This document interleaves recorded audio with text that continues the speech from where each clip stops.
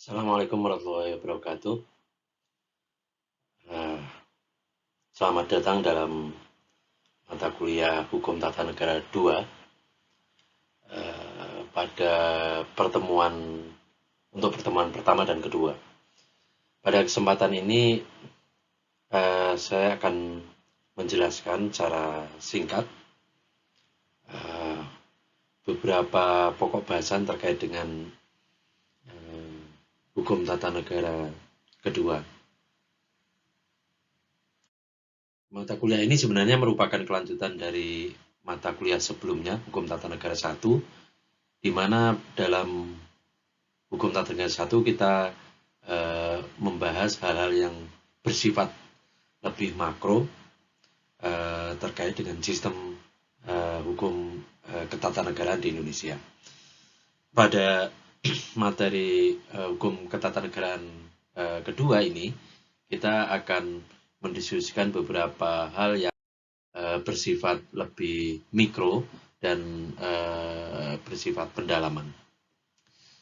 Selama satu semester ini kita akan banyak berdiskusi terkait dengan beberapa sub materi.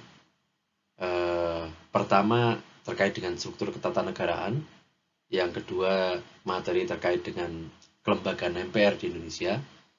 Kemudian kita lanjutkan dengan pembahasan terkait dengan sistem presidensial di Indonesia. Namun karena ada banyak aspek dalam sistem presidensial di Indonesia yang perlu kita bahas, maka sub materi sistem presidensial ini akan kita diskusikan dalam 3 termin.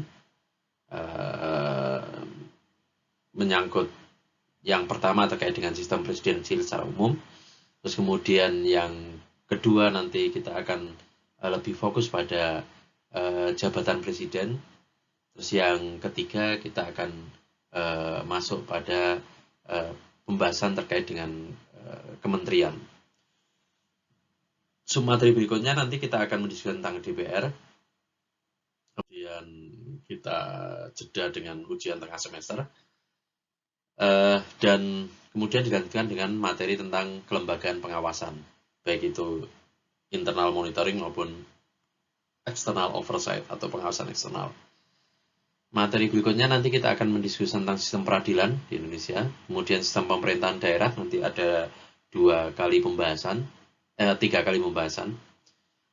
yang menyangkut tentang asas pemerintahan daerah, kemudian tugas dan wewenang kepala daerah, serta tugas dan wewenang DPRD. Pertemuan berikutnya nanti kita akan mendiskusikan tentang pemerintahan desa. Ini kita akan bahas dalam 2 sesi. Yang pertama nanti menyangkut tentang kedudukan desa dalam sistem pemerintahan Indonesia, serta kepala desa dan BPD. Kemudian pertemuan kedua terkait dengan pemerintahan desa, kita akan mendiskusikan tentang tugas wewenang kepala desa, kedudukan peraturan desa dan peraturan kepala desa. Dan di 2 pertemuan terakhir sebelum ujian akhir semester kita akan mendiskusikan tentang hukum tata negara darurat. Untuk memulai sesi pertama dan kedua, kita akan mendiskusikan tentang struktur ketatanegaraan di Indonesia. Ketika kita bicara tentang struktur ketatanegaraan, kita perlu memulai diskusi ini dengan membahas tentang apa sebenarnya organ negara itu. Apa yang disebut dengan organ negara dan apa itu organ negara. Organ negara ini, kalau kita bicara tentang organ negara ini, kita bisa melihat setidaknya dari 2 teori. Yang pertama teorinya George Jelinek, yang membagi organ negara, organ kekuasaan negara itu dalam 2 jenis. Yang pertama adalah state main organs atau organ negara utama, dan yang kedua adalah state auxiliary organs. Apa yang dimaksud dengan state main organs? State main organ ini adalah pelaksana utama dari kekuasaan negara. Siapa pelaksana utama dari kekuasaan negara itu tergantung pada sistem politik dan sistem pemerintahan yang diterapkan di sebuah negara.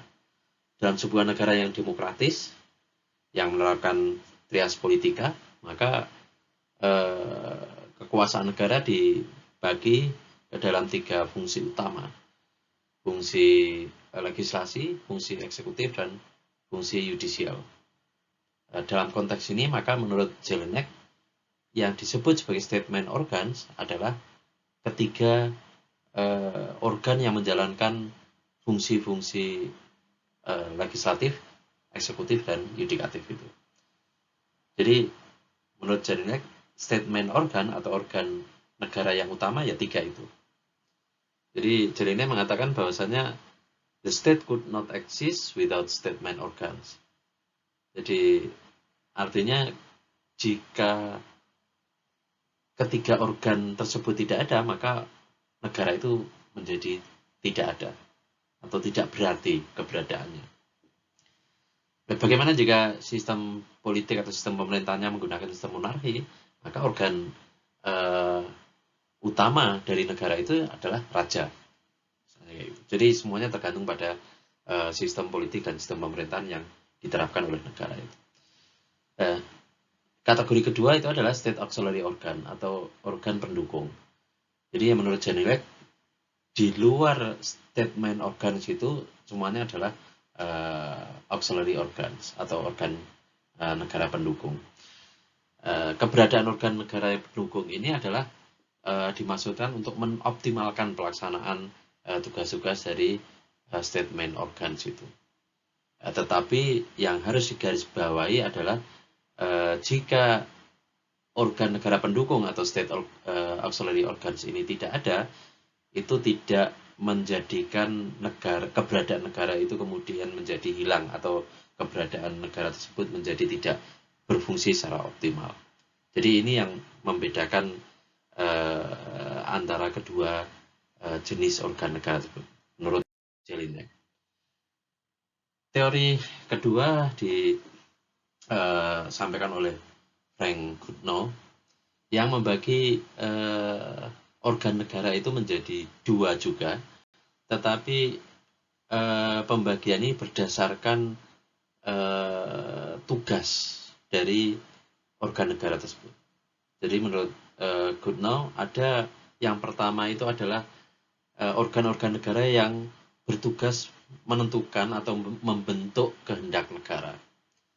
Jadi di sini adalah yang masuk kategori ini adalah organ-organ negara yang memiliki fungsi dan tugas untuk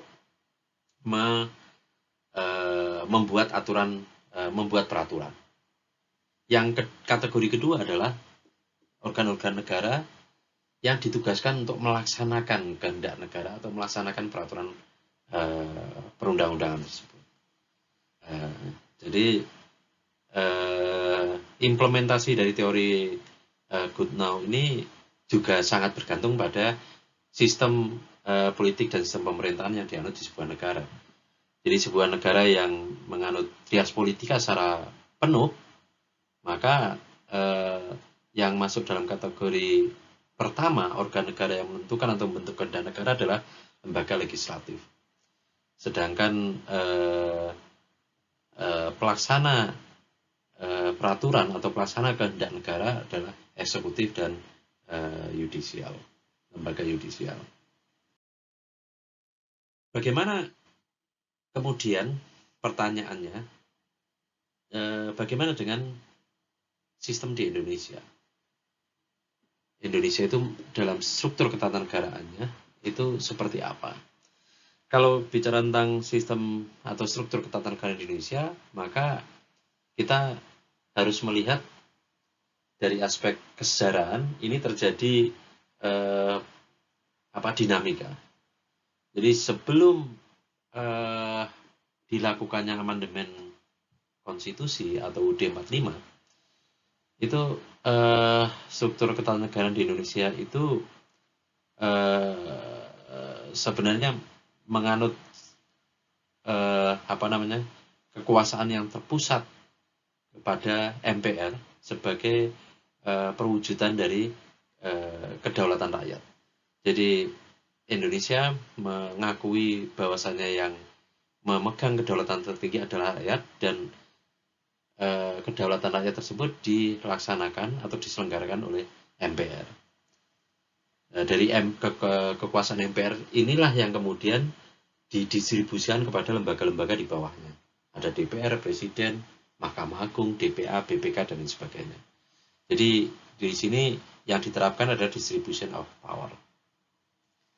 Nah, tetapi dalam perjalanan sejarah setelah bergulirnya era reformasi, ini terjadi proses perubahan konstitusi.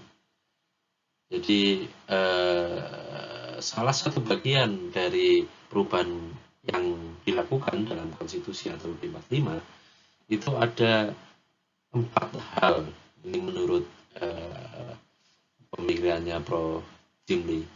Jadi yang pertama, penegasan dianutnya cita demokrasi dan nomokrasi secara sekaligus dan saling melengkapi. Jadi ini berbeda antara cita yang diterapkan sebelum amandemen konstitusi. Sebelum amandemen konstitusi, Indonesia menekankan cita demokrasi. Makanya kemudian dalam UUD 45 yang versi awal itu yang ditegaskan adalah kedaulatan ada di tangan rakyat dan dilaksanakan sepenuhnya oleh MPR. Tidak ada penjelasan yang atau pengaturan yang jelas tentang nomokrasi atau ketundukan negara ini kepada hukum. Nah, di dalam proses amandemen ini dilakukan perubahan. Jadi pasca amandemen itu konstitusi kita menganut atau menjunjung tinggi demokrasi tetapi juga nomokrasi. Jadi disebut bahwasanya kedaulatan di tangan rakyat tetapi dilaksanakan sesuai dengan ketentuan perundang-undangan. Yang kedua adalah pemisahan kekuasaan dan prinsip check and balance. Jadi dengan dalam amandemen konstitusi ini dipertegas pemisahan kekuasaan antara eksekutif, legislatif, dan yudikatif. Secara singkat nanti akan ada penjelasan di slide berikutnya.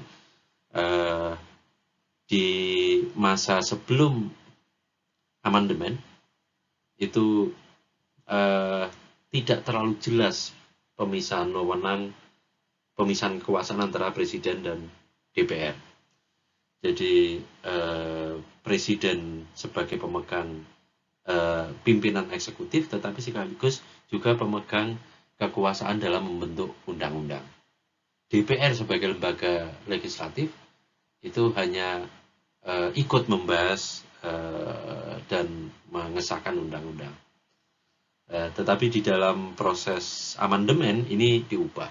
Jadi sampai di amandemen terakhir itu kekuasaan legislasi itu dipisahkan dari presiden dan kemudian diserahkan kepada DPR. Jadi presiden murni sebagai pelaksana undang-undang. Kemudian yang ketiga adalah pemurnian sistem pemerintahan presidensial.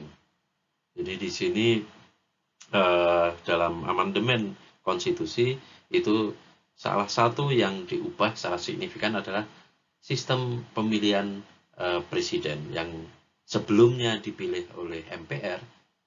Ini di dalam amandemen konstitusi kita ini diubah menjadi dipilih langsung oleh rakyat. Ini salah satu bentuk dari proses pemurnian sistem pemerintahan presidensial. Kemudian yang terakhir adalah penguatan cita persatuan dan keragaman dalam wadah negara kesatuan Republik Indonesia. Jadi dalam amandemen konstitusi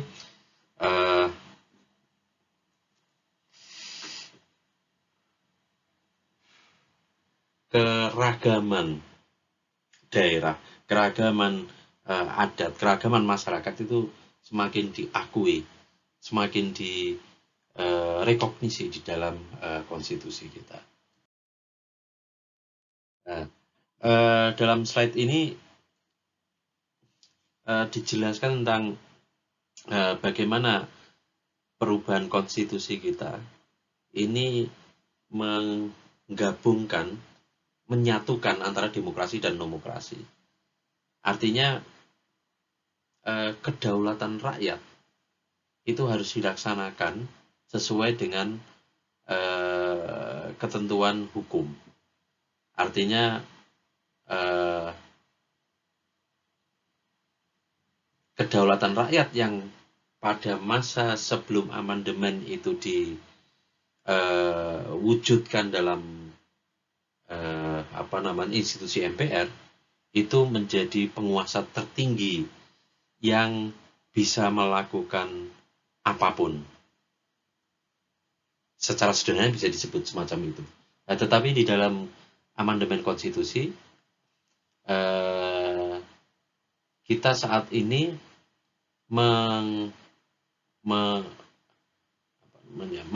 menyatukan antara demokrasi dengan nomokrasi. Artinya kedaulatan rakyat itu harus dibingkai, harus tetap dalam koridor hukum. Tetapi di sisi lain, hukum sebagai konsekuensinya juga tetap dalam proses pembentukannya harus dilakukan secara demokratis. Jadi antara demokrasi dengan hukum itu saling berkaitan dan harus saling menopang, tidak bisa menafikan dan tidak bisa saling mendominasi satu sama lain. Ini bisa dibaca lebih lanjut nanti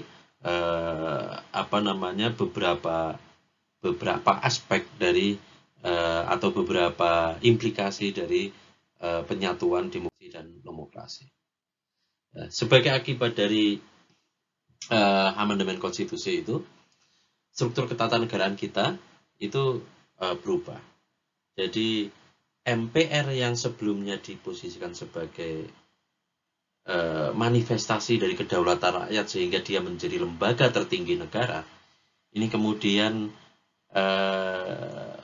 mengalami degradasi posisi sehingga menjadi lembaga tinggi negara, artinya setara dengan organ negara atau lembaga-lembaga negara yang lain. Jadi posisi yang tertinggi saat ini pasca amandemen konstitusi adalah UUD 45. UUD 45 terus kemudian bawahnya ini UUD 45 sebagai hukum tertinggi ini menjadi sumber norma, sumber pengaturan tentang di negara kita. Dan berdasarkan UUD 45 ini struktur ketatanegaraan disetarakan antara legislatif, eksekutif, yudikatif. Jadi ada kamar legislatif, DPR, MPR, DPD, ada kamar eksekutif, presiden dan kementerian dan lain sebagainya. Kemudian ada kamar yudikatif, ada Mahkamah Agung, Mahkamah Konstitusi dan lain sebagainya. Ya, sebagaimana saya sampaikan sebelumnya, salah satu bagian dari hasil amandemen konstitusi ini adalah pemisahan kekuasaan dan prinsip check and balances. Jadi jika sebelum amandemen konstitusi, maka MPR menjadi lembaga tertinggi negara yang memegang kekuasaan, mandat kekuasaan rakyat tertinggi, dan kekuasaan itu kemudian dibagikan secara vertikal ke lembaga tertinggi negara. Tapi setelah amandemen konstitusi, relasi itu yang diubah. Jadi kekuasaan negara, organ kekuasaan negara itu dipisah antara eksekutif, legislatif, dan yudikatif. Artinya ada kesetaraan posisi, dan dari kesetaraan ini dan pemisahan ini akan muncul check and balances. Selanjutnya bagaimana sistem pemerintahan Tadi sudah sekilas saya sampaikan bahwasanya dampak dari amandemen konstitusi ini sistem struktur pemerintahan di Indonesia mengalami perubahan. Jadi ada penerapan check and balances dan penyatuan antara demokrasi dengan nomokrasi. Ketika kita bicara tentang sistem pemerintahan, ini kalau kita awali dengan definisi, ini pemerintahan sendiri ini, istilah pemerintahan ini dimaknai secara beragam oleh banyak ahli. Tetapi secara umum, pemerintahan atau government itu dimaknai secara luas, artinya fungsi untuk memerintah, di mana fungsi untuk memerintah itu mencakup baik itu legislatif, eksekutif maupun yudisial.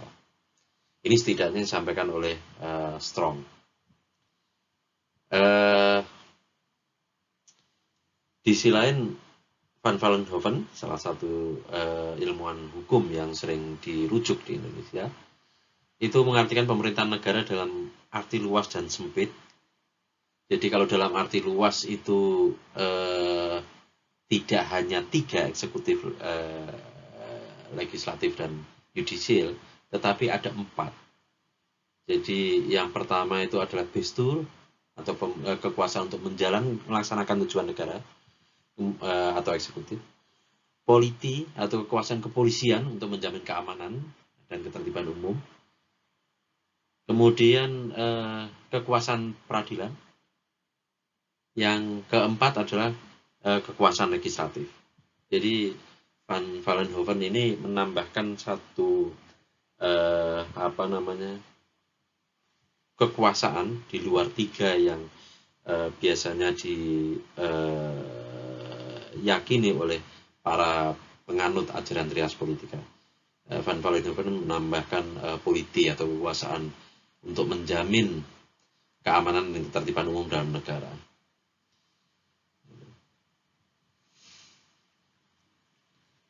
Tetapi dalam arti sempit, menurut Van Vollenhoven, ini yang namanya pemerintah atau pemerintahan itu sebenarnya yang bestur atau kekuasaan untuk melaksanakan tujuan negara atau eksekutif itu.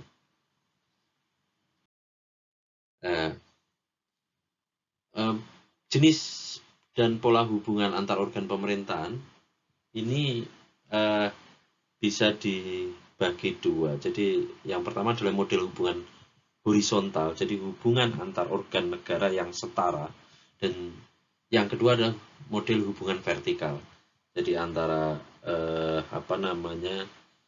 pemerintahan yang lebih tinggi kepada pemerintahan yang lebih rendah. Jadi atas bawah. Kalau horizontal itu yang setara. Sistem pemerintahan berdasarkan pembagian kekuasaan secara horizontal ini umumnya di dalam praktek di dunia itu terbagi menjadi 3. Jadi yang pertama sistem parlementer, kemudian sistem presidensial, dan sistem campuran. Campuran ini bisa semi presidensialisme, hybrid system, atau sistem referendum. Apa itu sistem parlementer? Sistem parlementer itu adalah sistem ketatanegaraan di mana hubungan antara eksekutif dan badan perwakilan ini sangat erat. Hal ini disebabkan adanya pertanggungjawaban para menteri terhadap parlemen. Jadi meskipun ada pemisahan kekuasaan antara eksekutif, legislatif, yudikatif, tapi dalam sistem parlementer ini legislatif lah sebenarnya yang cenderung lebih kuat, memiliki posisi yang lebih kuat dibanding eksekutif. Kenapa? Karena legislatif atau parlemen ini bisa mengontrol eksekutif.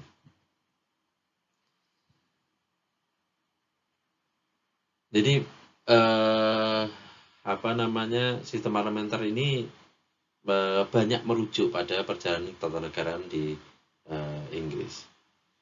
Nah, di dalam sistem parlementer ini ada pemisahan jabatan antara kepala negara dengan kepala pemerintahan. Jadi kepala negaranya itu bisa raja, bisa ratu, bisa presiden, tetapi yang dia bertugas sebagai kepala negara. Tapi ada juga kepala pemerintahan yang menjalankan urusan eksekutif sehari-hari. Yang ini biasanya dipegang oleh Perdana Menteri. Perdana Menteri ini tidak dipilih langsung oleh pemilih sebagaimana parlemen, tetapi Perdana Menteri ini dipilih oleh parlemen itu sendiri. Oleh karena itu di dalam sistem parlementer ini parlemen lah yang memiliki posisi yang lebih kuat. Yang kedua itu sistem presidensial. Dalam sistem presidensial yang banyak dirujuk itu adalah praktik di Amerika. Gitu. Dia sama-sama menganut berbasis pada trias politika, tetapi sistem presidensial ini sebagai kebalikan dari sistem parlementer, dia lebih condong pada eksekutif yang lebih kuat. Jadi sebagai kebalikan dari sistem parlementer yang cenderung parlemennya yang lebih kuat. Prof. Jimli mengemukakan ada 9 karakter pemerintahan presidensial. Jadi yang pertama terdapat pemisahan kekuasaan jelas antara cabang kekuasaan eksekutif dan legislatif. Yang kedua, presiden merupakan eksekutif tunggal. Kekuasaan eksekutif presiden tidak terbagi. Dan yang ada hanya presiden dan wakil presiden saja. Yang ketiga, kepala pemerintahan adalah sekaligus kepala negara. Jadi tidak ada perdana menteri. Jadi ya presiden ya kepala negara sekaligus juga kepala pemerintahan. Presiden mengangkat menteri sebagai pembantu dan sebagai bawahan yang bertanggung jawab kepadanya. Jadi berbeda dengan sistem parlementer di mana kabinet menteri itu bertanggung jawab kepada parlemen. Kalau dalam sistem presidensial ini menteri itu bertanggung jawab kepada presiden. Anggota parlemen tidak boleh menduduki jabatan eksekutif dan demikian pula sebaliknya. Jadi kalau ada anggota parlemen yang akan menjadi eksekutif, ya dia harus mengundurkan diri dari parlemen. Presiden tidak dapat membubarkan parlemen.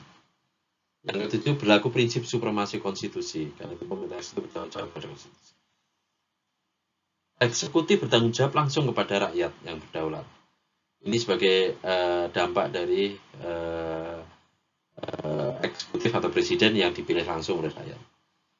Terus yang 9, kekuasaan tersebar secara tidak terpusat. Jadi salah satu karakter sistem pemerintahan presiden yang utama adalah presiden memegang fungsi ganda sebagai kepala negara sekaligus kepala pemerintahan. Ini jadi tidak ada kepala pemerintahan yang dipegang oleh pejabat lain seperti perdana menteri. Itu yang membedakan dengan sistem parlementer itu tadi. Bagaimana dengan hybrid system atau sistem campuran itu? Karena sistem pemerintahan berupa mencari titik temu antara sistem pemerintahan presidensial dan sistem pemerintahan parlementer. Jadi fungsi ganda presiden dalam sistem pemerintahan presidensial tetap dipertahankan. Namun sebagai kepala pemerintahan, presiden berbagi kekuasaan dengan perdana menteri yang kemudian menimbulkan dual executive system. Jadi sistem campuran ini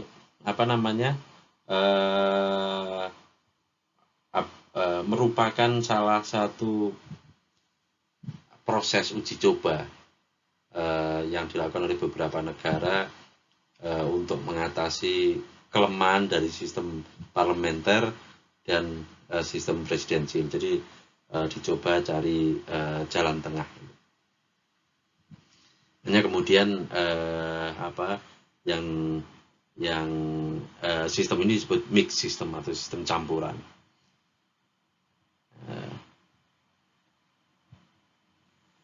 Tetapi sebenarnya kalau kita kaji secara lebih jauh, saat ini sangat sedikit negara yang benar-benar menerapkan sistem presidensial atau sistem parlementer secara penuh atau secara konsisten. Jadi memang mayoritas di negara-negara di dunia ini mereka mencoba mencari titik temu, mencari jalan terbaik gitu, kira-kira bisa disebut semacam itu. Jadi mereka mencoba mengambil sisi positif dari parlementer dan sisi positif dari presidensial, sehingga kalau kita lihat praktek di banyak negara itu banyak negara yang sebenarnya sudah tidak bisa disebut lagi menerapkan sistem presidensial murni, tetapi dia menerapkan sistem presidensial dengan modifikasi, kira-kira semacam itu, sehingga sering disebut semi parlementer atau semi presidensial. Nah, dalam sistem pemerintahan di Indonesia sebelum amandemen UUD 45 itu menurut Prof. Bakir Manan ada dua pendapat yang lazim. Jadi pertama, Indonesia disebut menganut sistem presidensial karena presiden adalah kepala negara sekaligus kepala pemerintahan, dan ditambah dengan beberapa karakter. Pertama, ada kepastian masa jabatan presiden tidak bertanggung jawab pada DPR, presiden tidak dapat membubarkan DPR. Tetapi di sisi lain, Indonesia juga ada yang menyebut juga bahwa Indonesia menganut sistem campuran. Karena selain terdapat karakter sistem pemerintahan presidensial, terdapat juga karakter sistem pemerintahan parlementer. Ciri parlementer yang dimaksud itu adalah presiden bertanggung jawab kepada lembaga perwakilan rakyat. Tetapi yaitu tadi, karena sebelum amandemen itu kamar legislatif kita, kamar parlemen kita itu ada dua, ada MPR dan DPR. Tetapi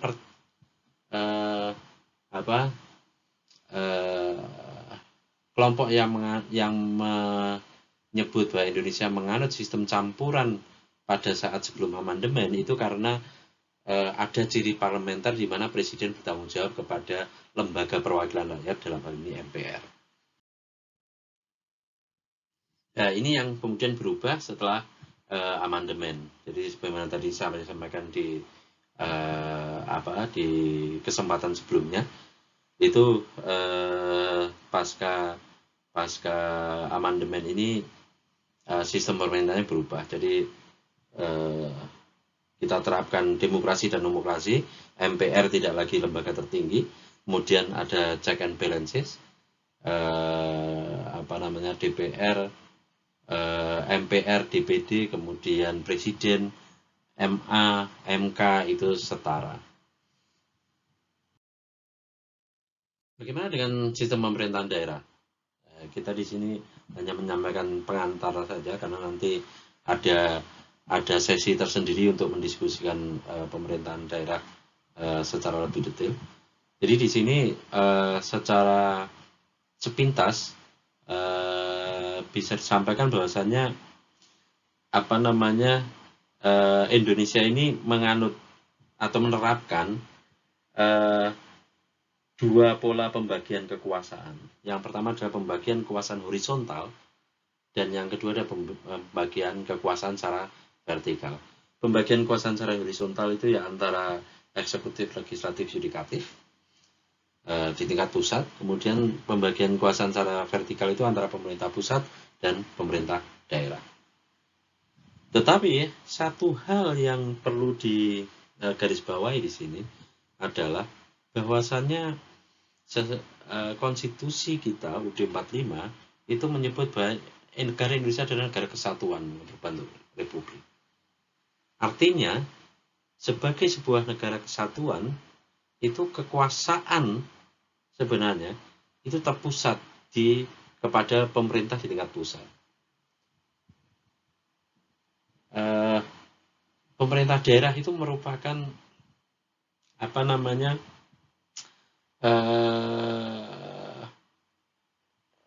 struktur pemerintahan yang dibentuk untuk membantu apa namanya pelaksanaan fungsi pemerintahan di tingkat daerah, dan yang membentuk adalah pemerintah pusat.